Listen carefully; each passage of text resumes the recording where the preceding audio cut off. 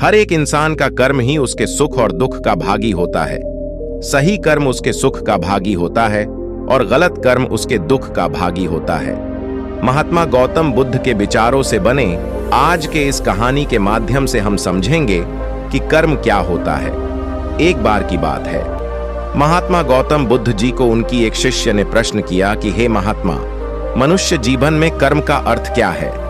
महात्मा गौतम बुद्ध मुस्कुराते हुए कहा, मैं तुम सभी को एक कहानी सुनाता हूं जिसकी माध्यम से तुम सभी शिष्य यह समझ जाओगे कि कर्म क्या है।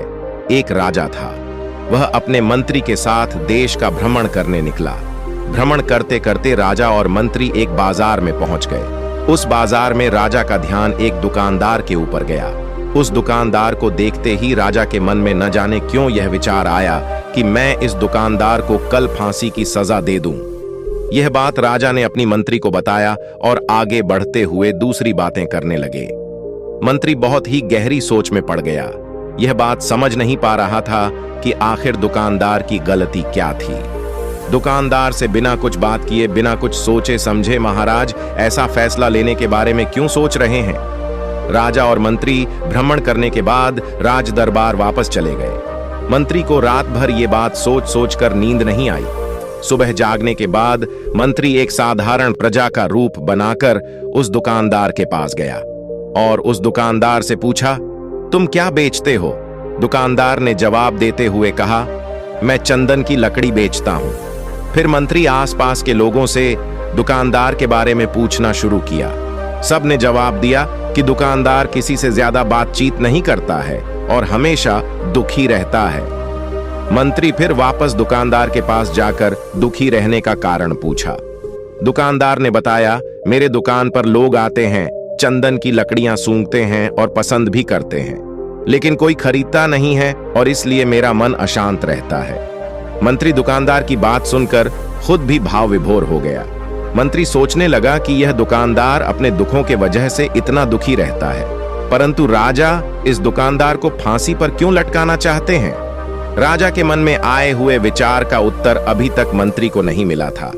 मंत्री ने फिर दुकानदार से पूछा, भाई, अगर तुम्हारे दुकान की सारी चंदन की लकड़ियां बिना बीके ऐसे ही रह जाएगी तो तुम क्या करोगे। दुकानदार ने गुस्से भाव में बोला, हाँ, मैं जानता हूं मेरी चंदन की लकड़ियां ऐसे ही रह जाएंगे, कोई नहीं खरीदेगा। इसीलिए मैं सोचता हूं कि हमारे देश का राजा जल्दी से मर जाए।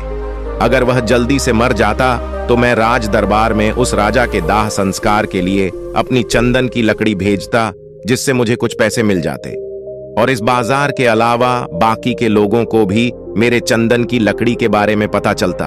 मंत्री दुकानदार की बात को सुनकर सब कुछ समझ गया और दुकानदार से चंदन की कुछ लकड़ियां खरीदा। इस खरीदारी से दुकानदार को कुछ पैसे भी मिल गए और वह थोड़ा खुश भी हो गया। मंत्री चंदन की लकड़ियों को लेकर वापस राज दरबार चला आया। राज दरबार पहुंचकर मंत्री ने उन चंदन की लकड़ियों को राजा के समक्ष रख दिया और बोला कि हे राजन, ये चंदन की लकड़ियां उसी दुकानदार ने आपको भेंट किया है जिस दुकानदार को आप फांसी देने के लिए सोच रहे थे। राजा उन चंदन को सूंघकर बड़े ही प्रसन्न हुआ और कहा, यह चंदन की लकड़ियां बहुत ही ज्यादा खुशबूदार हैं। दुकानदार के इस अनोखे भेंट से राजा बहुत खुश होकर मंत्री को कुछ स्वर्ण मुद्राएं दिए और बोला, जाओ उस दुकानदार को ये स्वर्ण मुद्राएं इनाम में देना और बोलना कि आज के बाद महल में जब कभी भी चंदन की लकड़ी की जरूरत पड़ेगी तब तुम्हारे दुकान से ही चंदन की लकड़ी लाई जाएगी। मंत्री मुस्कुराते हुए सोचा, अब तो राजा के मन में उस दुकानदार को फांसी देने का विचार दूर हो गया होगा। मंत्री स्वर्ण मुद्राओं को लेकर वापस दुकानदार की तरफ चल दिया। इधर राजा ये सोचने लगा कि वह दुकानदार तो बड़ा ही अच्छा इंसान है, बेवजह ही मैं उसको फांसी देने के बारे में सोच रहा था। और इधर मंत्री दुकानदार के पास पहुंचकर राजा के द्वारा दी गई स्वर्ण मुद्राओं को दुकानदार को देते हुए कहा कि जिन चंदन की लकड़ी को कल मैं खरीद कर लेकर गया था, उन चंदन की लकड़ियों को राजा ने बहुत पसंद किया और इनाम के तौर पर तुमको यह कुछ स्वर्ण मुद्राएं दिए हैं। दुकानदार बहुत ही खुश होने लगा। साथ ही साथ मंत्री ने उस दुकानदार को यह भी बताया कि अब आज के बाद राज दरबार में जब कभी भी चंदन की लकड़ियों की जरूरत पड़ेगी तो सारी चंदन की लकड़ियां तुम्हारी दुकान से ली जाएगी। और दुकानदार से पूछा, क्यों भाई, तुम तो राजा के बारे में इतना बुरा भला सोचते थे, लेकिन राजा देखो तुम्हारी कितना चिंता करते हैं। राजा अपनी प्रजा के बारे में कभी भी गलत नहीं सोचते हैं। दुकानदार मंत्री की बात से सहमत होकर दुखी होते हुए बोला, मैं कितना गलत सोचता था राजा के बारे में। राजा तो बड़े ही अच्छे हैं, बड़े ही भले राजा हैं। भगवान करे कि राजा की बहुत ही लंबी आयु हो। ये बात सुनकर मंत्री भी बहुत खुश वापस राज दरबार को चला गया। और यहीं पर महात्मा गौतम बुद्ध जी ने इस कहानी को समाप्त करते हुए अपने शिष्यों से पूछा कि अब बताओ कर्म क्या है। किसी शिष्य ने कहा, कर्म बोले हुए शब्द है। किसी शिष्य ने कहा कर्म वाणी है, तो किसी ने कहा कर्म सोच है, तो किसी और ने कहा कर्म भावना है। अपने सारे शिष्यों का जवाब सुनने के बाद महात्मा गौतम बुद्ध ने बताया कि कर्म हर एक इंसान की खुद के विचार होते हैं। हमारे विचार जैसे रहेंगे हम वैसे ही कर्म करेंगे, और उन्हीं विचारों के द्वारा की हुई कर्म हमारे सुख और दुख के लिए उत्तरदायी होंगे। अर्थात हमारे विचार अगर गलत है तो हमारे द्वारा की हुई कर्म भी गलत होगी और इसका परिणाम भी गलत निकलेगा। परिणाम स्वरूप हम दुखी रहेंगे।